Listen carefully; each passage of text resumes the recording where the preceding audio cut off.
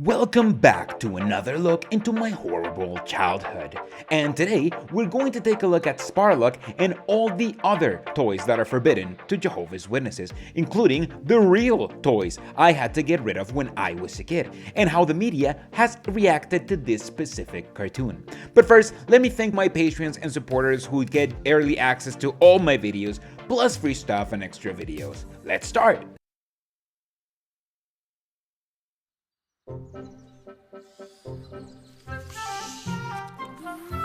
Sparlock, attack! Oh no, it's Sparlock! Caleb! We need someone to save us! Caleb! Sparlock can activate your magic, Sparlock! Hi!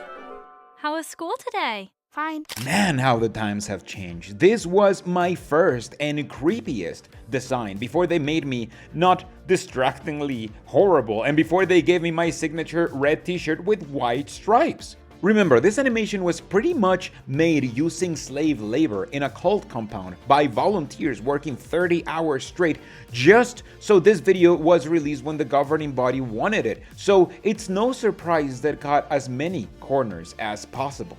Weirdly enough, Sparlock, my toy, seems to have far more detail than me.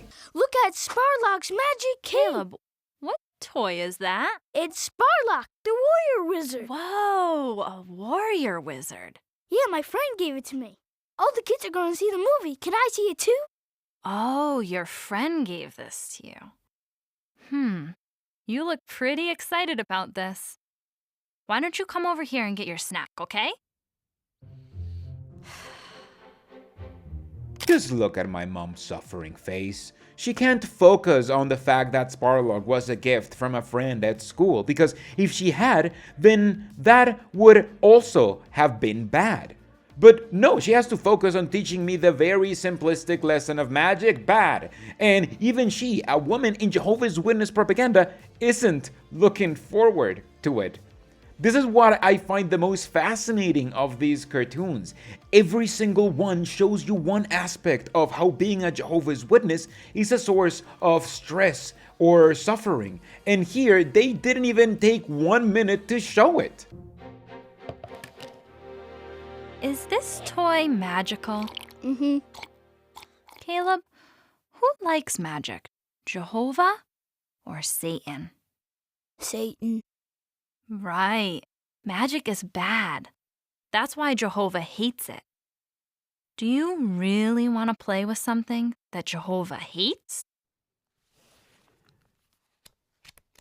That's how intellectually dishonest every Jehovah's Witness has to be, by the way. The toy is about magic. Jehovah hates magic. Do you want to make Jehovah sad? Well, let me tell you what Jehovah does when he's sad. Do you remember who we learned about at family worship? Who is this? Adam and Eve. Right.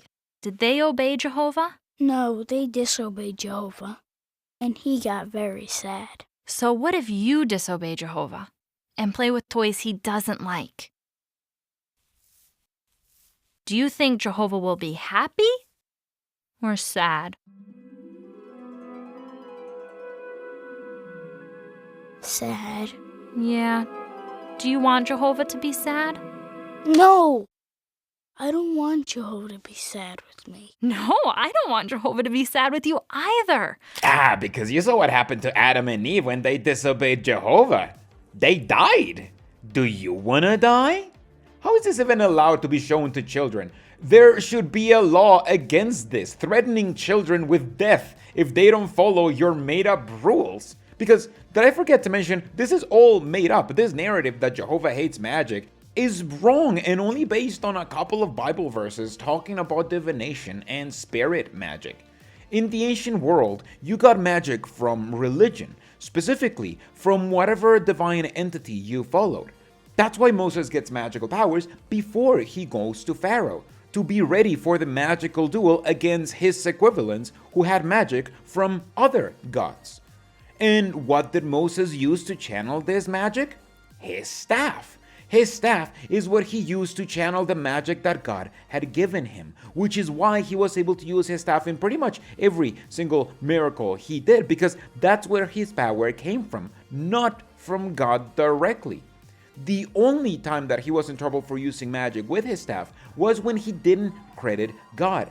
And even then, the miracle worked, proving that his magic was independent from God to some extent if it was possible to be used in a way that God didn't want to.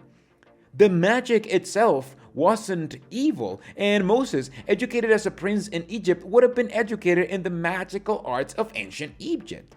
That's probably why he asks for a magical power to begin with, because that's how that worked in Egypt mythology, with gods being able to give you magical powers for a task, usually after a ritual or after you travel a long distance to encounter them, which is what happened to Moses. Sparlock, with his nice patriarchal beard and his magical staff, could be argued to be almost inspired by Moses with far more biblical evidence, and a better cult would use this as an indoctrination opportunity, relating this story that I'm excited about to a lesson from the Bible. So every time I played with Sparlock, I thought of Moses. Maybe that way I could even tell my friend at school who gave me Sparlock about Moses and share a fun thing about my beliefs. So what do you think you should do with this toy?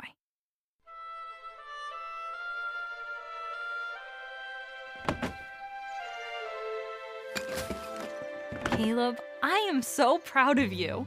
You made Mommy very happy. And you know who else is happy? Jehovah. Yes. Jehovah loves you very much for obeying him, Caleb. Hey, you know what I want to do? What? I want to go ride bikes. Yay! Let's go! Yeah, who cares if this was a gift by a friend in school? I'm not even supposed to have those either. But there's something else I found far more sinister in this cartoon. Let's play it back. Jehovah loves you very much for obeying him, Caleb. Jehovah loves me because I obey him. That's pretty much the basis of this high control group. You get love in exchange for your obedience. Once you internalize that, that's how you can justify shunning your own children too. When you're looking into this cult, a lot of people who look at it for the first time can't fathom how parents can shun their children and pretend they don't exist if they get disfellowshipped. Mom and Dad saw that they needed to be loyal, just like Aaron. They loved me and wanted me to come back to Jehovah. I tried to contact them. I just wanted to talk and to hear their voice. I missed being with my family. And they thought about reaching out to me.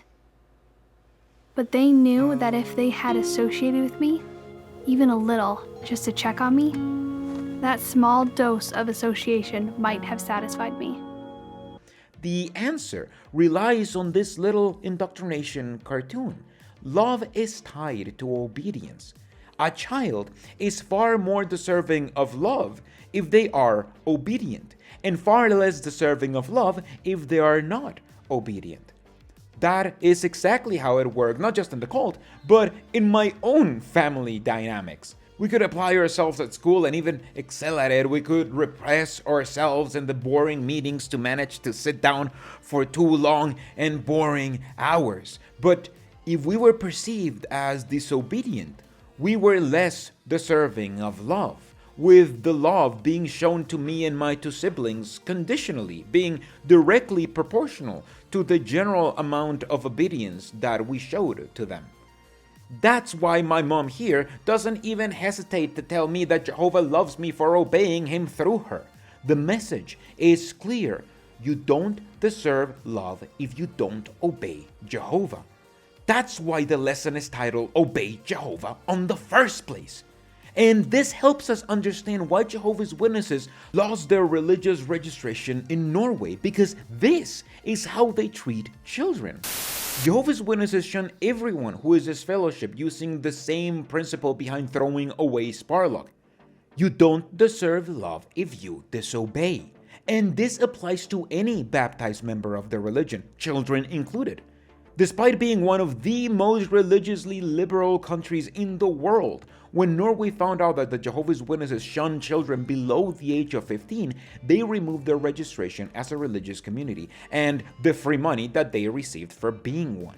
This angered Jehovah's Witnesses, at least the leadership, who sued the government for their free money and their registration, trying to prove that they only shun people the ages of 15 years old and up, since 15 is the age of religious freedom in Norway. They never contested that they shunned minors. They merely said that the minors were above the age when you can choose your own religion. And they failed miserably and spectacularly, as it was obvious if you take a look at how they presented the case, which I covered in this video. While they're going to appeal this until they can't, they are unlikely to get their religious registration back. The only reason why they sued the government, and they'll continue to appeal their case until they can't, is obvious to me. They want the millions of dollars that the Norwegian government was giving them just for being a religion.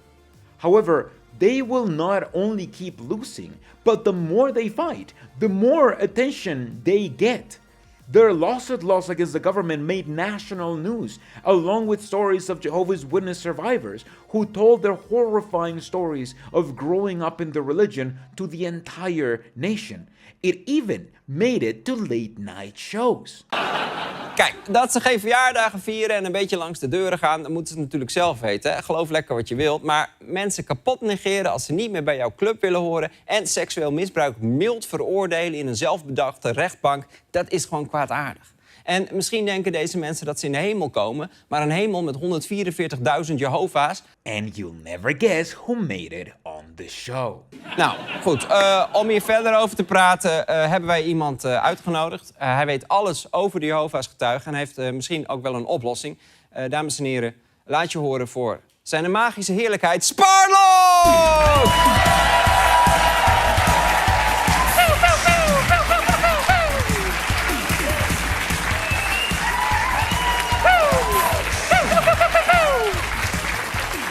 Sparlock! En wat kunnen mensen nou volgens jou doen tegen al die misstanden bij de Jehovah's? Niks. Je kunt die lui niet veranderen. Het enige wat je kan doen is stickers. Stickers? Stickers, ja. Ja. Kijk, hier. Ik sta erop. Ja. En pieuw pieuw. Ja. Dat zeg ik heel vaak. Ja. Pieuw pieuw. Ja, dat zeg je al. Ja, dat zeg je heel vaak, ja. En wat doen we dan met die stickers? Nou, die plak je naast je bel. Ja. En daarmee zeg je eigenlijk, wij zijn niet van Team Jehovah. Wij zijn van Team Sparlock. Hey. Tegen het negeren van ex-Jehovah's. Tegen eigen rechtbanken die kindermisbruik niet veroordelen. Dus niet aanbellen. En steek dat hele paradijs maar lekker in je hol. Sparlock turned out to be based AF. While I'll definitely be printing the poster, link in the description, I think we can do one better. That's why I brought Sparlock back. And you can actually get a real Sparlock too. If you want a real life Sparlock, I'll print one in my 3D printer and send you one ready to paint to anyone, anywhere in the world who supports me for even 1 month at the Sparlock tier on Patreon. That's because selling it was a little bit complicated, so in setting up the store was expensive, so this was just the easiest way that I could fathom to do it. The pieces will arrive ready to be painted with any cheap acrylic paintive that you can buy on Walmart. That way you can support me and paint your Sparlock however you want. Sparlock represents disobedience against the cult. That's why I want to live in a world where every apostate can have their own Sparlock, because as far as I know, we are all little Caleb.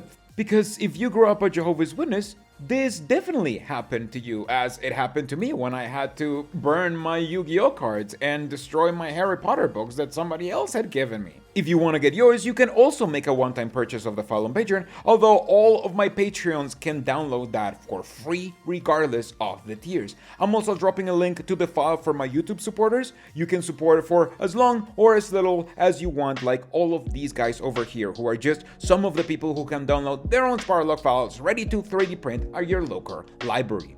I only hope one of them ends up making a walking and cursing robot out of one and replicating the Smurf legend, but with a real Sparlock. Man, that's a deep cut. Let me know in the comments if you got that one.